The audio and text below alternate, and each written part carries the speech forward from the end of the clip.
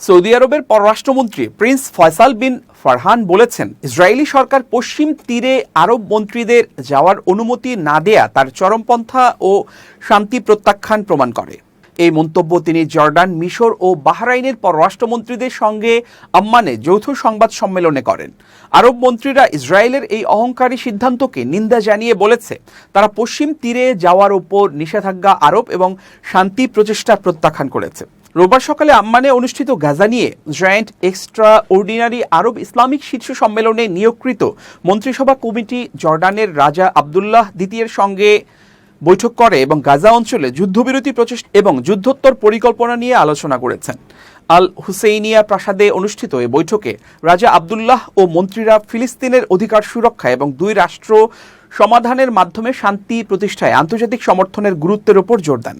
Saudi আরব, মিশর, Jordan ও বাহরাইনের পররাষ্ট্রমন্ত্রী এবং আরব লীগের মহাসচিব নিয়ে গঠিত মন্ত্রিসভা কমিটি রোববার আম্মানে ভিডিও কনফারেন্সে ফিলিস্তিন প্রেসিডেন্ট মাহমুদ আব্বাস, তার উপদেষ্টা হুসেইন আল শেখ এবং প্রধানমন্ত্রী ও পররাষ্ট্রমন্ত্রী মোহাম্মদ মুস্তাফার সঙ্গে আলোচনা করেন।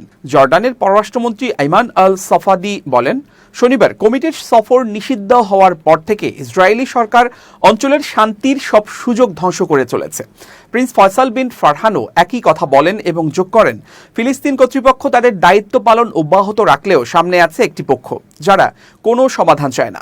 মিশরের পররাষ্ট্রমন্ত্রী বদর আবদেল্লাত্তি জর্ডান নিউজ এজেন্সিকে বলেন, জর্ডান ও মিশর গাজা ও পশ্চিম তীরে ফিলিস্তিনিদের স্থানচ্যুতির ইসরায়েলের সকল পরিকল্পনার বিরুদ্ধে কঠোর মোকাবিলা করবে।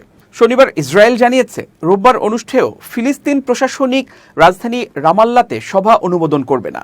মন্ত্রীরা জুনে নিউ ইয়র্কে অনুষ্ঠিতব্য উচ্চ স্তরের আন্তর্জাতিক শান্তি সম্মেলনের প্রস্তুতি নিয়ে আলোচনা করেন, যা সৌদি আরব ও ফ্রান্স যৌথভাবে পরিচালনা করবে এবং 1967 সালের সীমানা ও পূর্ব জেরুজালেমকে ফিলিস্তিনের রাজধানী হিসেবে ভিত্তি করে দুই রাষ্ট্র সমাধান এগিয়ে নেবে।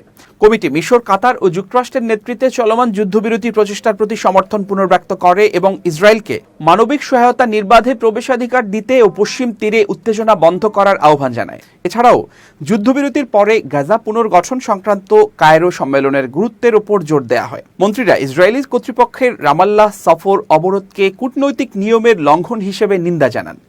আব্বাস কমিটির প্রচেষ্টাকে স্বাগত জানিয়ে তার সরকারের সংস্কার, শান্তি ও অহিংসার প্রতিশ্রুতি পুনর্ব্যক্ত করেন এবং আন্তর্জাতিক সমর্থন ও আটকে রাখা ফিলিস্তিন তহবিল মুক্তির আহ্বান জানান।